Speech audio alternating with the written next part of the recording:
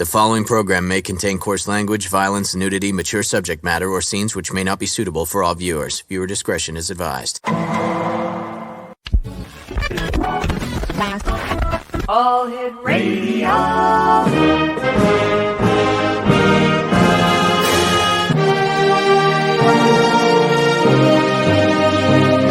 Welcome to the X Zone, a place where fact is fiction and fiction is reality. Now, here's your host, Rob McConnell. Now, good evening, one and all. This is the X Zone. I am Rob McConnell. We're coming to you from our broadcast center and studios in St. Catharines, Ontario, Canada, where today it was a balmy 60 degrees outside. And I'll tell you, thank heavens. According to meteorologists, and I've said this before, this was the gloomiest winter on record. So I am so happy to see it go. And my wife was saying, honey, it's going to rain tomorrow. Well, yeah, it rains tomorrow because what's the old saying? April showers bring May flowers. So I'm ready for those flowers, and I don't mind a little bit of rain. It sure as heck beats the winter, snow, ice, and sleet. Today is, let me see, April the 4th in the year 2023, a historic day in the United States because President Donald J. Trump, former president, I should say, was indicted on 34 counts by the district attorney of Manhattan. So it's going to be a very interesting next couple of months until the middle, I believe it's November 2024 when they have the next presidential election. So a lot to look forward to. And as I was telling my wife at supper time, hey, this is going to be better than the O.J. Simpson trial. Yeah. And you know, it's funny how things work out because my first guest tonight is a gentleman by the name of Hal Marcovitz. And he lives in the beautiful state of Pennsylvania, just outside of Philadelphia. And we're going to be talking about funny stories about the White House, the presidents, and their families. Talk about coincidence and synchronicities. Let's bring our good friend on. And Hal, welcome to the X Zone. Thanks very much for being with us. My pleasure. You must be psychic because you booked the exact date of the indictment. How did you do it? I want to know. I want to know what the winning lottery numbers are. Come on, Hal, you can do it. Well, if I figure it out, I'll let you know, and we'll cash in together. So, that sounds like a plan. That sounds like a plan. First of all, tell us a little bit about yourself. Well, I was a newspaper reporter for about 30 years, and I covered a lot of politicians, and kind of got an insight into the kind of the goofy things that they do, and that led me to write a novel. Painting the White House, which is about an ordinary house painter who gets the job to paint the interior of the White House. So once he gets inside and gets involved and puts down his drop cloths and gets his cans of paint open and gets his brushes out, he finds himself entangled with all the mysterious, goofy, and otherwise weird stuff that goes on in the White House. And that's kind of the story. Wow. First of all, you're a reporter. I'm not going to hold that against you. I happen to like reporters. I think that journalism is a very important part of society, and so thank you for the work that you've done as a reporter. Well, thank you. And the integrity that people like you, the professionalism that brings the integrity into the business. Well, thank you. Why the White House? What was your fascination with the White House? Why did you? You know, I understand that you did a lot as a reporter with politics. Was that kind of the story behind the story of why the White House? Well, I mean, if you want to see where the center of the political world is, it's of course the White House, where the president lives and works.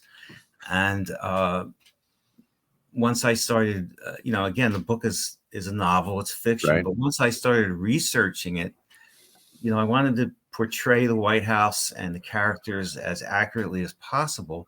So I did some really hard research, and it didn't take long before I started coming up with some really kind of goofy stuff that actually happened there. Some weird and strange and actually funny stuff that happened there. I kind of tried to weave that into the story, but mostly, you don't have to look too hard to find it. It's there. So they're just ordinary people like you and I who have the little faux pas in life that we all have. Well, kind of big faux pas, I would say. Oh, I wasn't talking about today's today's faux pas in Yes. Manhattan. What's your favorite story about the White House when it comes to the faux pas? You know, I mean, I have like a dozen favorite stories. Well, you but, can tell us each and every one of them. But the one that kind of always like stood out to me, and it was actually one of the first ones that I came across, involves Elvis Presley. Really? This goes back to 1970, I believe. And Richard Nixon was in the White House talking about lawbreakers, if you will. Richard Nixon was in the White House, and Elvis Presley was something of a police buff. And he collected badges and belt buckles and patches and that sort of thing from police departments. He had a collection. So he gets his eye is on a badge for the Drug Enforcement Administration, the DEA, and he wants the DEA badge. So he makes some inquiries, and he learns that the only way he can get a DEA badge is if he becomes a agent of the DEA. Mm-hmm. And well, of course, the king of rock and roll isn't going to, give up his career for, a federal job, a job in the federal bureaucracy.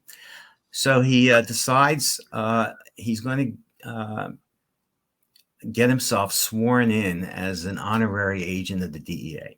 So he calls together his team, his guys down there in Memphis, and he says, "We're going to go to the White House today, and I'm going to ask President Nixon to swear me in as the honorary agent of the DEA." So they all jump into a plane and they fly up to Washington and they hire a limo and they drive right up to the White House, and Elvis gets out of the limo and he's in one of his, jumpsuits with the cape and he goes up to the guard and he tells him he's Elvis Presley and he's there to get sworn in as an agent of the DEA. Well, the guard has no idea what's going on. So he calls into the White House and he tells them he's got Elvis Presley at the gate, and what does he do? So they kick this around in the White House for a little while, and they have meetings and they figure it out, and they decide, you know what, let's do this. Let's swear in Elvis as a DEA agent. We'll get his picture taken with Nixon, and this will be a terrific, piece of publicity for the president. So they find some time in Nixon's schedule, right? And they bring Elvis into the White House. And Nixon swears him in as an honorary agent of the DEA. And Elvis has brought a gift into the White House to give to Nixon. And he pulls it out in the Oval Office, and it turns out to be a gun. He actually brings a gun into the Oval Office. So wait a minute. Elvis Presley was able to bypass the Secret Service at the gate, as well as Secret Service going in, and actually goes into the president off the Oval Office with a weapon. With a gun, right. Oh, my God. And it was okay. It wasn't loaded, and everything is cool. Okay. And Nixon gives him the badge, and everybody's happy. And the photo, they do take the photo, and it ran in all the magazines, and that photo is the #1 selling souvenir at the Nixon Library in California to this day. But the funniest postscript about this is after Elvis leaves, Nixon turns to his staff and he says, "Who was that guy? Are you serious?" He really didn't know who he was. My heavens. I don't know. Was he really? I wonder if any of the secret agents that go in, and Elvis has left the building. I don't think they came up with that one yet. So, Nixon was soon to leave the building himself, though. So.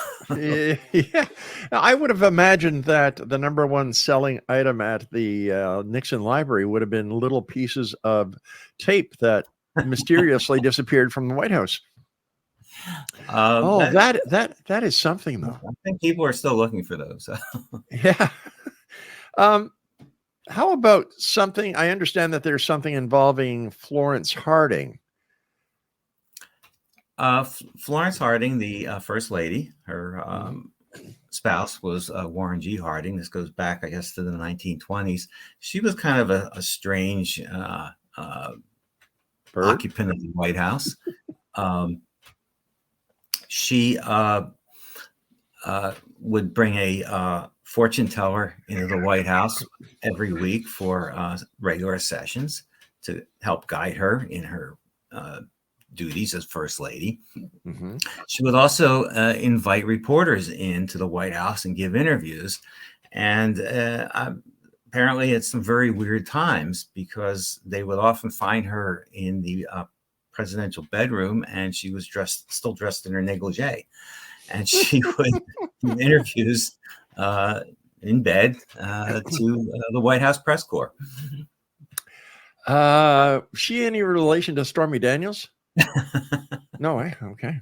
Not that I know of. Oh, wow. Betsy Donahue. What role did she play in the construction of the White House? This goes back again. Well, it goes back to before the White House was built. The White House was designed by an architect named James Hoban, who won a competition.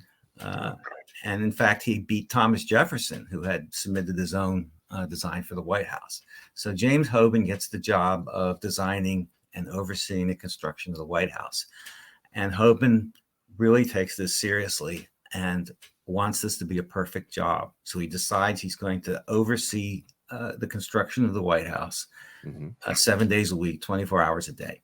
So he has a cottage built for himself on the grounds of the White House at 1600 Pennsylvania Avenue. And he moves into the cottage and he lives there day in, day out for months. And at one point, Hoban decides the job is far enough along and he doesn't have to live there anymore. And he can just move back home and oversee the work in that regard. So he moves out of the cottage and he rents the cottage to a carpenter named Donahue and his wife, Betsy. The Donahues move in, and it doesn't take long, but the authorities at the time discover that Betsy Donahue is running a brothel out of the cottage. So the first unofficial use of the White House was... Talk about a cottage industry. The Donahues were kicked out. Oh, my gosh. Only in Washington, I guess. Hal, you and I have to take a short break. Please stand by. XO Nation, our guest this hour, bringing light and merriment to a well-deserved day for you here in the XO Nation and around the world. Hal Marcovitz is his name, and the website is paintingthewhitehouse.org. And we'll both be back after this very short break. Whatever you do, don't go away.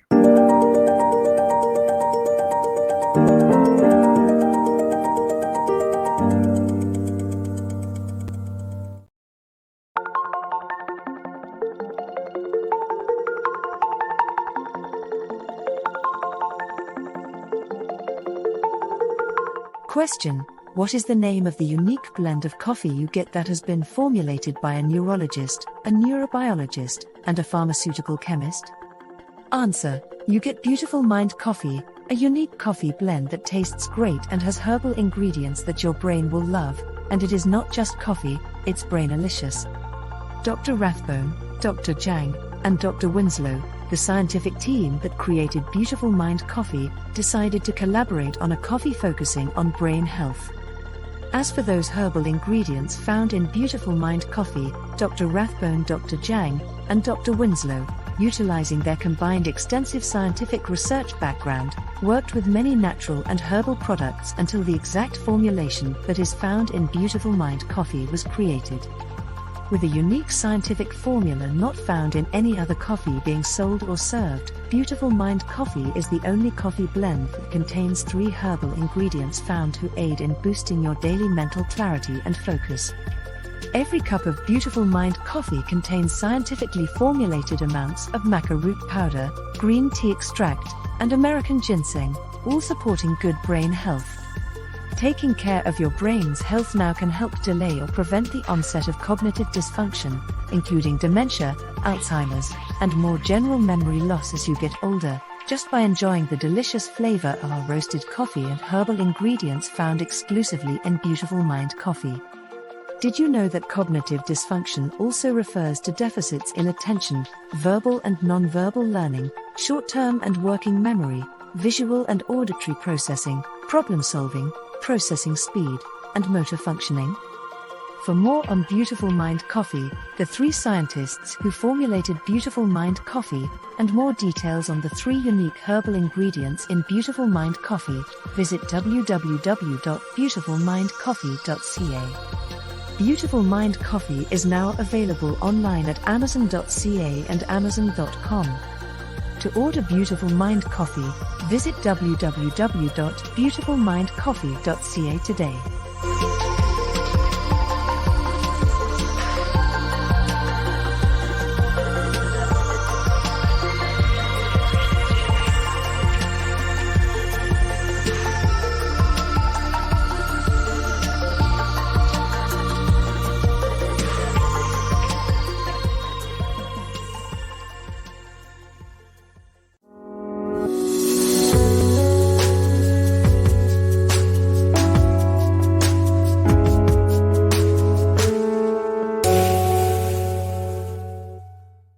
And welcome back, everyone. Oh my gosh, I'm still getting over the cottage in the back that was used as a brothel.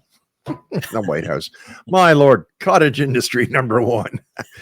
The first lady was in the White House, and the first madame was in the cottage, I guess. Hal Marcovitz is our special guest, Exo Nation. The website is paintingthewhitehouse.org. And Mark, thanks very much for bringing laughter and smiles to the members of the Exo Nation around the world. My pleasure. I understand the Secret Service had a very, very intense investigation when somebody stole the president's underwear. I don't think the Secret Service got involved. I'm not sure there was a Secret Service then, but this happened during the War of 1812, and the president at the time was President Madison. And what happened was the city of Washington was invaded by the British, which is well known in history. Yeah. So the city was evacuated, and of course the White House was evacuated, and the president and his family were escorted out of the city for their own protection. Mm-hmm. So the city is empty, and the British come in, and they decide they're going to go see what's going on in the White House. So about 120, I believe, British sailors entered the White House, and they found vacant, and they traipsed around the place, and a few of them found their way into President Madison's bedroom, where they found his underwear, and they stole it. I guess for that long voyage back to England, there weren't too many laundry facilities on those boats in those days, and clean underwear was at a premium. So they stole his underwear, and then they burned down the White House. I guess they couldn't find the cottage, so the White House was the next best thing, huh? Betsy was already out of business. Oh, and I understand that President Herbert Hoover and First Lady Lou Henry treated the White House staff rather strange. Yes, the Hoovers regarded the White House as their home, which I guess they had every right in the world to do, and they valued their privacy. And they didn't like to encounter members of the domestic staff around the White House. They didn't want to be, seeing the housekeepers, the cooks, the butlers, the valets, whomever had those jobs. The Hoovers just wanted to be by themselves. So they had every member of the domestic staff issued a little bell. And they domestic workers, the staff, was under orders that if they saw the Hoovers approaching in a hallway or something like that, they were to ring these little bells, and that would signal everybody in the vicinity to hide in a closet, under the stairs, whatever. And that's what happened. All these little bells would ring, and everybody would hide because the Hoovers were coming down the hallway. So several decades later, in the 1990s, the Clintons moved into the White House. Right. And Hillary Clinton is the first lady at the time, and she's walking down the hallway of, in the White House, and she sees a couple of the housekeepers dart across the hallway and hide in the closet. And she walks up to the closet, and she opens the door, and she says, "Excuse me, what are you doing?" And they told her that when they see a member of the president's family, they're under orders to hide. And Hillary said, "Well, you don't have to do that." And apparently the bells went out of fashion at some point, but the staff was still under orders to hide when they saw a member of the president's family. Talking about skeletons in the closet, eh? Now, this one really has me.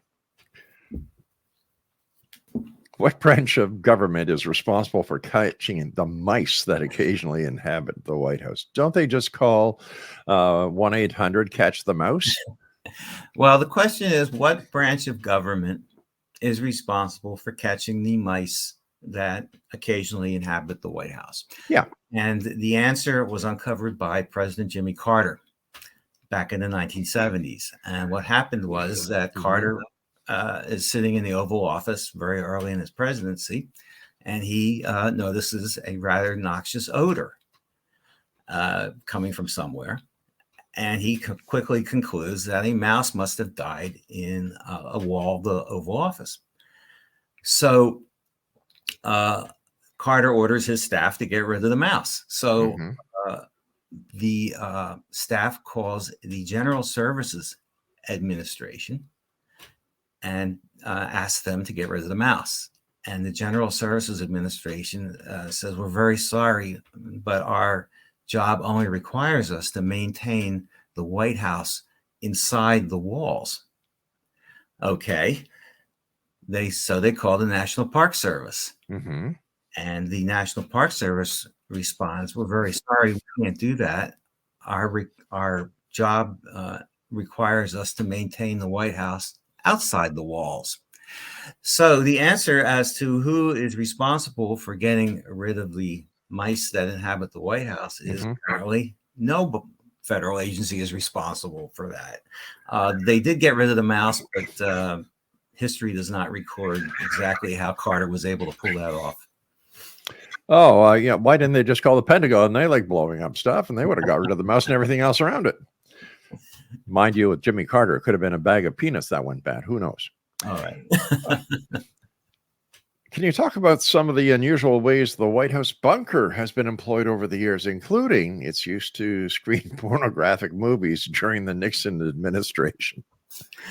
Yes, that actually. But the bunker goes back to the 1940s when we were at war, and the military was concerned that either the Germans or the Japanese would develop planes that could stay in the air long enough to cross the Atlantic or the Pacific and bomb the White House. Yeah.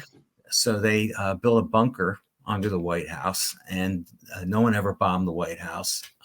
So the bunker was really never used for its intended purpose. It was always down there and just never used. Well, what happens is Nixon becomes president some years later. And if you recall, Nixon's daughter, Julie, was married in the White House. Yes. In a very elaborate kind of event that was absolutely a perfect wedding from all accounts. Made all the magazine covers and it was in the newspapers, and everybody had a great time, and Nixon loved it. However, what happened is it came to the attention of the chief of staff, H.R. Haldeman, if that name means anything. He would eventually end up in jail, but that's another story. It came to the attention of H.R. Haldeman that a pornographic film producer had made a movie, kind of a spoof of the Nixon wedding. And it was a pornographic film starring transgender actors. And Haldeman is livid about this. And he calls the staff in and he says, "This is terrible. This is we can't allow this. We have to put a stop to this. We don't want to see this movie get out there. And he assigns staff members to go find the movie. Now, you remember, this is back in the 70s, and there were no VHS tapes or DVDs or things like that. So Right. they have to actually find the film, and they do. They take some detective work, but they uncovered a copy of this movie. At which point, the staff retreated down to the bunker to watch the movie, and they did. And one of the staff members who was told to watch the movie was John Dean, the White House counsel, another name of infamy. And at the end of the movie, Dean stands up and he says, well, okay, I agree with everyone. This is really in poor taste, but we do have a First Amendment in this country, and I'm sorry, there's nothing you can do about it. And they kind of just let the matter drop, and the movie really never got to be that popular anyway. So before Watergate, these guys were the White House Siskel and Ebert. I guess so, yes. Yeah. It sounds like the White House has been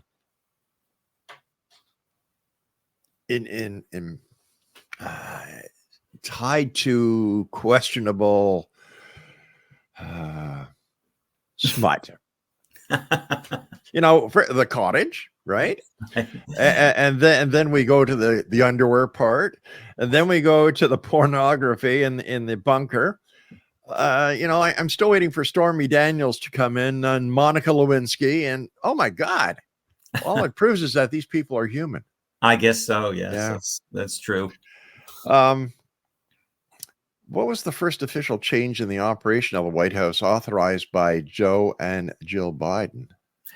This happened the morning that Joe Biden was sworn in as president, January of 2021. Right.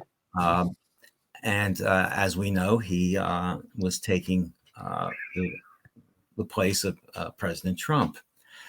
Now, as we know, that Trump was in the hotel business. Mm-hmm. And shortly after the Trumps moved in, Trump appointed a fellow named, I believe it was James Harlan, as what's known as the chief usher in the White House.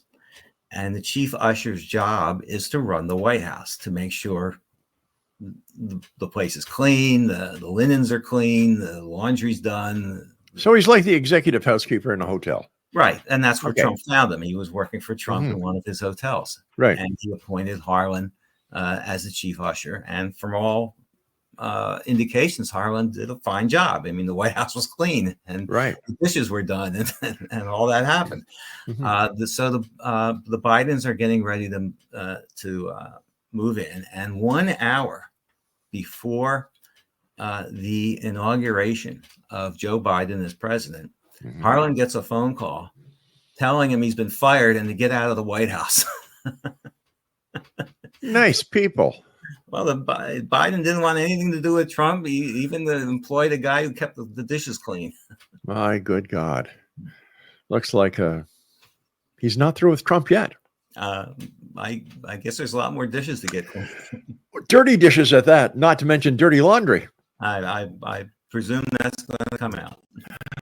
Al, please stand by. You and I have to take our break at the bottom of the hour. Fascinating conversation. And thanks for joining us. My pleasure. Painting the White House.org is the website. And Hal and I will be back on the other side of this break as we continue here in the X Zone from our broadcast center and studio in St. Catharines, Ontario, Canada. If you'd like to send me an email, Mr. X at xzoneradiotv.com. And you can listen to all the past shows of the entire X Zone broadcast network with our compliments simply by going to www.xzbn.net. I'm Rob McConnell. Don't go away.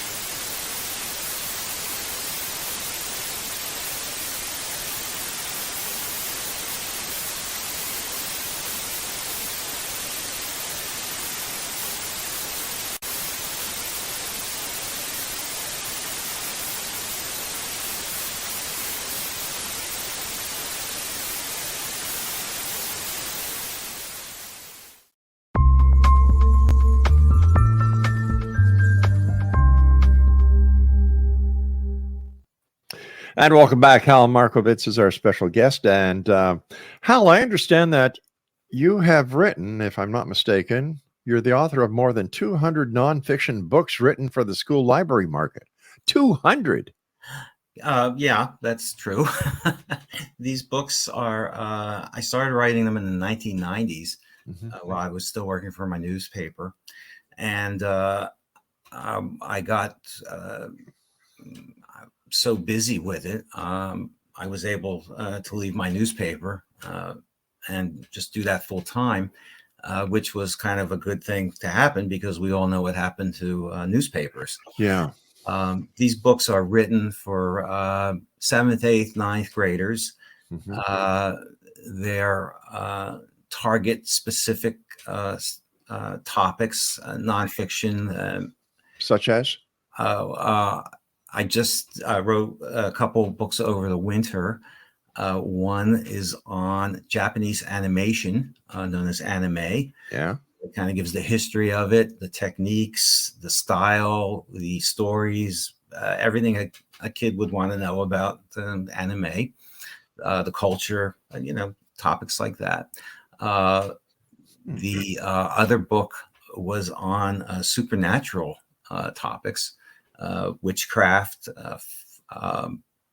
fortune telling, ESP, ghosts, topics like that. So the books are kind of written with the idea that if a kid needs to write a book report, this is, they would go into the school library and find a book on a topic that interests them, and be able to write a book report about a book written just for them. Well, when I was going to high school and college, we used Cole's Notes. Where did the love for writing come from? Oh, I've been writing, I would say since I was a teenager. Wow. I grew up in Philadelphia and attended, public schools, and kind of just always had an interest in English and writing and authors, and kind of led me into journalism. Where do you see libraries in the future? Are we going to be seeing the old hardcover book copies, the index cards, or are we going to be seeing more and more digital overtake? The public libraries in my neighborhood where I live are much different than they were, a generation ago, 25 years ago, whatever. There's far fewer books. And when I say books, I mean, books.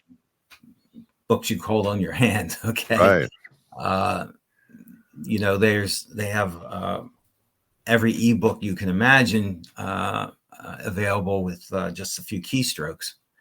And they have networks of libraries where they make each other's ebooks available to one another. And I think that's the trend, and that's where it's heading.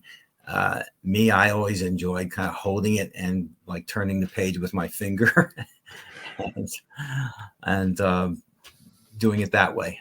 I understand that, and I certainly appreciate that.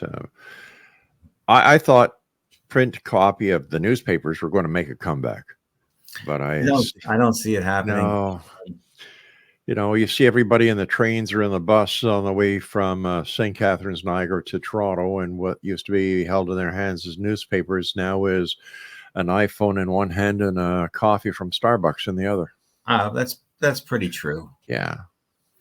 Do you think that it is more advantageous for the student to have everything at their fingertips instead of, like we used to do, go to the library and do the actual research? I would rather see it taught the old way. Yeah. As you said, because it makes the student work. It makes the student actually dive into whatever topic they're researching. And just to, type a few keywords into Google, it just doesn't seem to make it for me. And now even with the chat AI software, even making it easier for them to do research and to produce, scholarly work, if you will. It's kind of sad to see it heading that way, and I really hope the schools stay on top of it and figure out how to keep the kids focused on real research. Exactly. I think the loss of appreciation for the way that research used to be done when you were doing a report or a thesis, where you actually had to spend hours actually doing the research, it gave, I don't know about anybody else, but it gave me a deeper appreciation of the work of, like you said, the people who did the actual work, and it made you want to do better so that you could actually honor them, kind of. Well, as a reporter, it was also a big part of my job to walk into a courthouse or another, government building and dive into the records and, develop stories through documents and public records and things of that nature. And I'm not sure that many journalists know how to do that anymore. Yeah. And there was a lot more credibility in the reporting. Yes, absolutely. Then I'd even go 10 years ago than there is today. And especially with the type of information or misinformation or fake news that is out there. I think one thing that really bothers me is pick up a paper. I mean, read the news and see the reporters are pulling quotes off of Twitter or other social media. Yeah. The subject of a story may be quoted from what the reporter finds on social media, and they're pulling that quote off of Twitter and using it.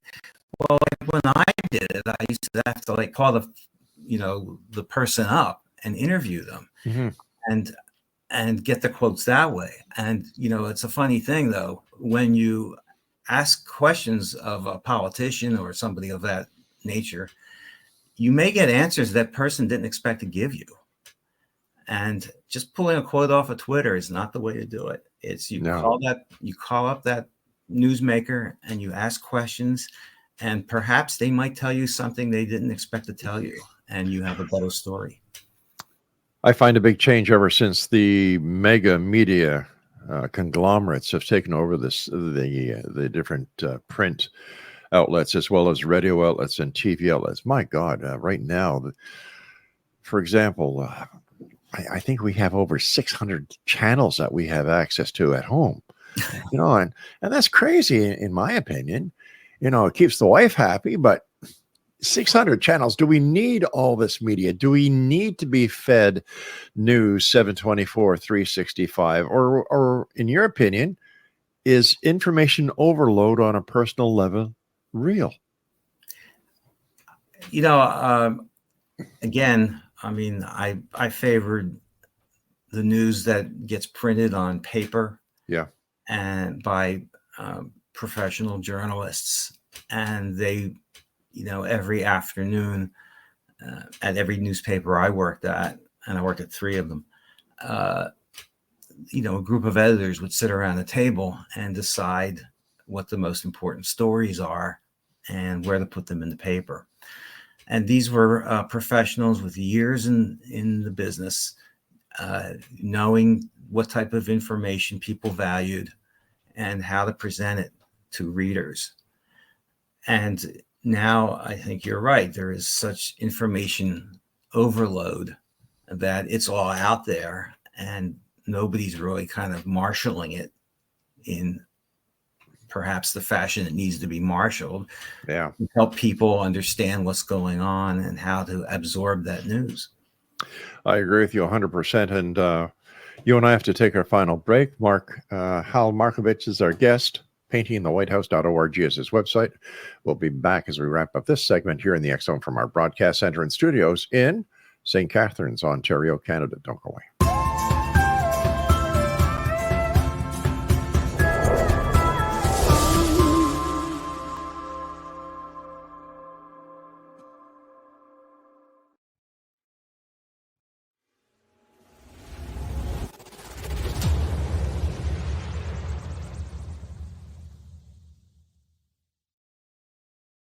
So I was watching the X Zone TV channel last night when I was abducted by aliens, and they kept repeating to me over and over again, simultv.com, simultv.com. What's simultv.com? That's what I asked them. They had it written on the side of their UFO. How do you spell that? UFO. No, I mean simultv.com. simultv.com. simultv.com. Right. simultv.com. Interesting that you were abducted by aliens in a simultv.com UFO last night. Oh, yeah? Yeah. Now that you mention it, I remember now last night I was awakened from a deep sleep. My great-grandmother was standing there. She said she'd come from the hereafter to tell me about simultv.com. She even spelled it out for me. simultv.com, sonny boy. simultv.com. simultv.com, sonny boy. Wow. Yeah. Guys, you'll never guess what my psychic guru just told me. simultv.com. Exactly. Are you guys psychic too? Of course. We all know about simultv.com. simultv.com.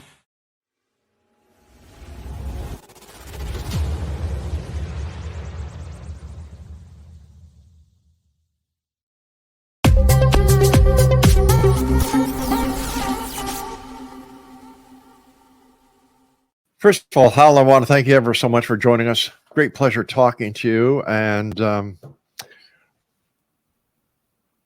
world changes. And is this just a temporary change that we're looking at the way the media is? Like, I'm sitting here and I'm thinking, okay, I remember as a kid, I used to wait for the Saturday edition of the newspaper to come because it had the funnies in it. My dad used to read the front section of the news. My mom would read a certain other section. My brother would read the sports.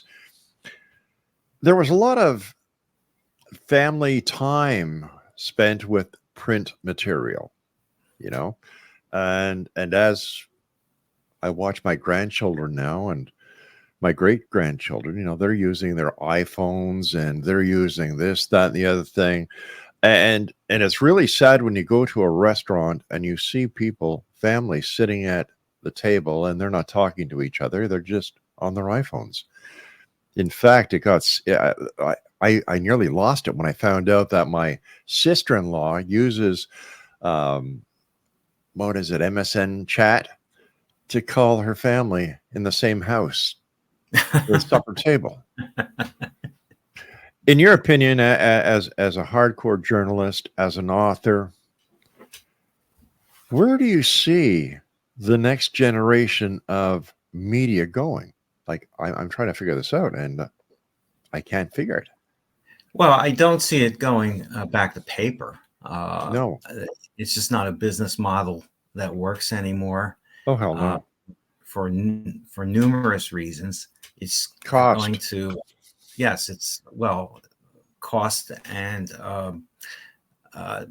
lack of advertising, the cost of delivering the paper is a lot more expensive. So, you're probably going to have a handful of actual newspapers like the New York Times, the Washington Post, the LA Times, papers like that. They'll probably be around the longest. In 50 years, who knows? But certainly, I would expect them to be around for several more years at least. As for all the others, I don't see print lasting that much longer. It's going to go digital, and it already is digital, of course. The question is, as you've said, is it going to continue to be this waterfall or landslide of news hitting people in the face every day, or is there going to be some way to organize it so people can see the real from the fake, if you will? Who knows? I certainly hope they figure it out. Hal, I want to thank you so much for joining us. It's been a great pleasure talking to you. Congratulations on your book. Congratulations on the over 200 books that you've published. And when you were saying over the winter you wrote a couple of books, I'm saying, holy cow, doesn't this guy sleep? Yeah, I do. Okay, glad to hear it. Listen, what are your final thoughts for the members of the X Zone Nation tonight? Well, as far as the White House and the presidents and the stories we've told tonight, it shows they're human. Yeah. One story I wanted to get to, and I guess we ran out of time, but please quickly. Go ahead. President Trump is not the first president to have been charged with a crime. Seriously. Back in the 1870s, Ulysses S. Grant liked to take his horse and buggy out of the White House and trotted around the streets, and he liked to go fast, and it was sort of like the demolition derby with him. I think he went and he caught the attention of a police officer who was on horseback and caught up with him and said, "Mr. President, you have to slow down. This is dangerous."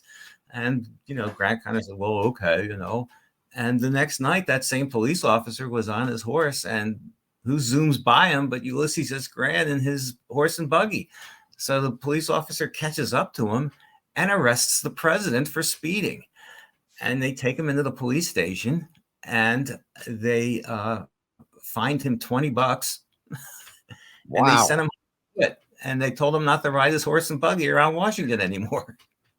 So even back then, in the time of President Ulysses Grant, there was a lot of horsing around in Washington. Yes, there was. Yes, there was. I often wonder, Nixon just missed criminal prosecution by the skin of his teeth. Well, of course. He was clearly in the sights of federal prosecutors. John Dean, who we talked about before, there was a very good book about Watergate published about a year ago. It was a new history of Watergate, and it included a story after Dean had pleaded guilty and was awaiting sentencing. One of the Watergate prosecutors saw him in a restaurant and walked up to him and said, "Well, John, we got him on the break-in, we got him on the cover-up, we got him on the plumbers, all this stuff. Is there anything we should look at?" And Dean said, "Yeah, look at his taxes." So they did a deep dive into Nixon's taxes, and they found out that he had created a foundation to establish the Nixon Library, and which is common. And after his term in office ended, he was going to build a library, and he established this foundation to do it. But they saw that he had provided this foundation with all his records prior to his term in the White House. When he was a member of Congress, the Senate, whatever, he had tons of written records from his years in Congress. And he donated these records to this foundation, and he took a tax deduction of something like $500,000 for giving all this paperwork. Cow. So they were preparing a tax evasion charge against Nixon when he resigned, and Ford pardoned him, and the charge never came up. So there's a parallel between Nixon and Al Capone. Perhaps. Tax evasion. Yes. Hal, thank you so much for joining us. Do me a favor, when you write your next book, please let us know. We'd love to have you back on the show again. All right. Thank you very much. Take care. Be safe, my friend. Exonation, if you'd like to find out more about our guest this hour, Mr. Hal Marcovitz, visit his website. You ready for this? paintingthewhitehouse.org. I'll be back on the other side of this commercial break in the news at about 6.5 minutes past the top of the hour as we continue here in the X Zone from our broadcast center and studios in St. Catharines, Ontario, Canada. Don't go away.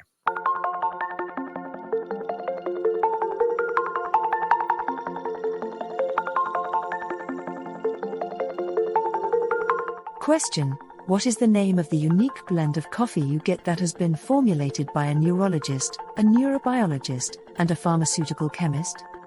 Answer: you get Beautiful Mind Coffee, a unique coffee blend that tastes great and has herbal ingredients that your brain will love, and it is not just coffee, it's brainalicious.